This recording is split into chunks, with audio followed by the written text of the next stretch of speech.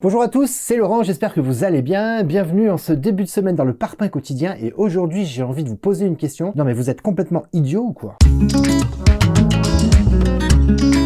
Oh, je suis pas sympa dès le lundi matin, je vais vous poser une question qui est pas très sympa, mais moi on m'a déjà posé cette question, on m'a dit mais t'es idiot ou quoi? Et pourquoi est-ce qu'on m'a posé cette question? Mais parce qu'en fait des fois on fait des choses idiotes et moi je dis souvent que je suis pas très intelligent, on me dit mais si t'es intelligent. Et en fait non, mais pas pour tout. Il y a des choses pour lesquelles je suis complètement idiot. Par exemple pour la musique, j'ai jamais été capable de faire de la musique. Il y a certaines choses pour lesquelles j'étais pas très doué. Et du coup j'ai décidé de faire des recherches et de comprendre pourquoi j'étais pas forcément hyper intelligent. Et le problème c'est que du coup ça m'avait causé des vrais problèmes d'image de moi et de confiance en moi parce que je pensais franchement manquer d'intelligence sur certains sujets et ça me posait un problème. Genre par exemple à l'école, pendant des années j'ai eu un prof de maths qui a dû m'aider pour être à la moyenne parce que j'avais du mal avec les maths. En fait j'ai appris après que c'était l'intelligence logico-mathématique et à l'école en fait on est évalué sur des formes d'intelligence 2 au maximum alors qu'il y a 8 formes d'intelligence au total et on passe à côté des autres. Alors quelles sont les autres? Il y a l'intelligence linguistique, il y a l'intelligence musicale, il y a l'intelligence logico-mathématique, vous avez l'intelligence intracorporelle, ceux qui arrivent à savoir parfaitement